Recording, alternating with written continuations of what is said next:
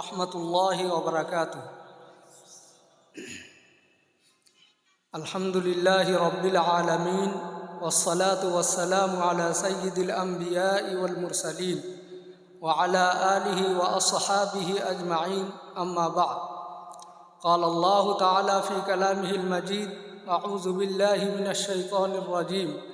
اقرأ باسم ربك الذي خلق خلق الإنسان من علق اقرأ وربك الأكرم الذي علم بالقلم علم الإنسان ما لم يعلم. وقال النبي صلى الله عليه وسلم: من سلك طريقا إلى العلم سلك الله طريقا إلى الجنة أو كما قال عليه الصلاة والتسليم. সমস্ত প্রশংসা মহান আল্লাহ সুবহানাহু ওয়া তাআলার জন্যে, যিনি আমাদেরকে এরকম একটি পূত পবিত্র দোয়া কবুল হওয়ার মজলিসে উপস্থিত হওয়ার তৌফিক দান করেছেন। আমরা সকলেই স্বতঃস্ফূর্তভাবে বলি আলহামদুলিল্লাহ। তারপরে পরে অসংখ্য দরুদ ও সালাম রহমতে কামেলা বর্ষিত হোক আমার আপনার তথা জগতের নেতা, শান্তির দূত এবং শান্তির বার্তাবাহক জনাবে মুহাম্মাদুর রাসূলুল্লাহ সাল্লাল্লাহু আলাইহি ওয়াসাল্লামের প্রতি। আমরা সকলেই বলি সাল্লাল্লাহু আলাইহি ওয়াসাল্লাম। মহামান্য মান্যবর মুফতি সাহেব হুজুর, স্টেজে উপস্থিত সমস্ত আসাতেজায়ে কেরামগণ এবং স্নেহের ছাত্রেরা ও সামনে উপবিষ্ট দূর দূরান্ত থেকে আগত সম্মানীয় মেহমানে কেরাম, সকলকে শ্রেণীবিন্যাসে যথাযোগ্য সালাম এবং সম্মান প্রদর্শন করে খুবই স্বল্প পরিসরে দু একটি কথা না বললে নয় উপস্থিত করছে। আল্লাহ সুবহানাহু ওয়া তাআলা মনুষ্য জাতিকে সর্বোত্তম এবং সর্বশ্রেষ্ঠ বানিয়েছেন। আশরাফুল মখলুকাত নামে বিহিত করেছেন। এর পিছনের মূল কারণ কি? অন্য আরও অনেক সমস্ত প্রাণীরা রয়েছে, তাদের সাথে আর মানুষের সাথে সামঞ্জস্যতাও আছে। তারাও বিচরণ করে এই মাটির উপরে, আমরাও বিচরণ করি মাটির উপরে, তারাও খাওয়া দাওয়া করে, তাদেরও দৈহিক অনেক চাহিদা রয়েছে, পূরণ করে, আমরাও পূরণ করি, তাই না? তো অনেক ক্ষেত্রে প্রাণী জগতের সাথে আমাদের মেলবন্ধন আছে, তারপরেও তারা কিন্তু সর্বশ্রেষ্ঠ হয়নি। তাদেরকে কিন্তু আল্লাহ সুবহানাহু ওয়া তাআলা সর্বোত্তম করেননি, আমাদেরকে করেছেন এবং সর্বশ্রেষ্ঠ সম্মানও দান করেছেন। এর পিছনের মূল কারণ হলো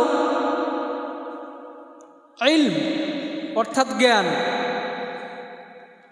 তাদেরকে কেবলমাত্র জীবনযাপন করার জন্যে, খাওয়া দাওয়া আর এই দুনিয়ার সময়টা কাটানোর জন্যে যতটুকু জ্ঞানের প্রয়োজন আল্লাহ প্রদত্ত জ্ঞান তাদেরকে দেওয়া হয়েছে। আমরা দেখেছি ছাগল যখন মাঠে চরে, গরু যখন মাঠে চরে, ও কিছু ঘাস খায় আবার কিছু খায় না, তাই না? তো ওকে কে শিখিয়েছে যে এইগুলো খেতে হবে আর এইগুলো খেতে হবে না? তাহলে ওগুলো সব আল্লাহ প্রদত্ত জ্ঞান, আল্লাহ দিয়েছে, আমাদেরকেও দিয়েছেন। মানুষের এই সম্মানের পিছনে আল্লাহ সুবহানাহু ওয়া তাআলা যে কারণটা রেখেছেন, যেটা কোরআন এবং সুন্নাহ থেকে স্পষ্টভাবে পাওয়া যায়, সেটা হলো মানুষ জ্ঞান আহরণকারী হবে, যেটাকে ইলমে ইকতিসাব বলে বা অর্জিত জ্ঞান বলে, অর্জন করতে হবে। আমি কোরআন পাকের আয়াতের থেকে কয়েকটি আয়াত সমূহ তেলাওয়াত করেছি, যেখানে আল্লাহ সুবহানাহু ওয়া তাআলা মানুষকে সম্বোধন করে বলছেন, প্রথমত আল্লাহ রসুল সাল্লাল্লাহু আলাইহি সাল্লাম সম্বোধিত, তারপরে সমস্ত মানুষ, যে তোমাকে সৃষ্টি করা হয়েছে, অর্থাৎ তুমি পড়ো। পড়ার এবং জ্ঞানের মহত্ব এবং মর্যাদা আল্লাহ সুবহানাহু ওয়া তাআলা বর্ণনা করে বলছেন যে তোমাকে সৃষ্টি করা হয়েছে, তুমি পড়ো। তোমাকে সৃষ্টি করা হয়েছে, তোমার নিজস্ব কোনো হাইসিয়াত, নিজস্ব কোনো যোগ্যতা, নিজস্ব কিছুই নেই। তুমি একটা রক্তপিণ্ড, একটা জমাট রক্তপিণ্ড থেকে তোমাকে সৃষ্টি করা হয়েছে। আবার আল্লাহ সুবহানাহু ওয়া তাআলা বলছেন তুমি আবার পড়ো, তুমি পড়ো ওই আল্লাহর নামে, যে আল্লাহ অতীব দয়াবান, অতীব মেহেরবান। ইকরা বিসমি রব্বিকাল্লাযী খালাক, খালাকাল ইনসানা মিন আলাক, ইকরা ওয়া রাব্বুকাল আকরাম। এবার পড়লেই যে হবে না, হবে তা নয়, বরং আল্লাহ সুবহানাহু ওয়া তাআলা যদি দয়া করে মেহেরবানি করে দেন তাহলে হবে। যেহেতু আল্লাহ সুবহানাহু ওয়া তাআলার আরও অনেক গুণবাচক নাম ছিল যেগুলো ওই জায়গায় ব্যবহার করা হয়নি, ওই জায়গায় ব্যবহার করা হয়েছে এমন একটা সুন্দর এবং একটা দয়া বিজড়িত গুণবাচক নাম যার মধ্যে দয়া রয়েছে।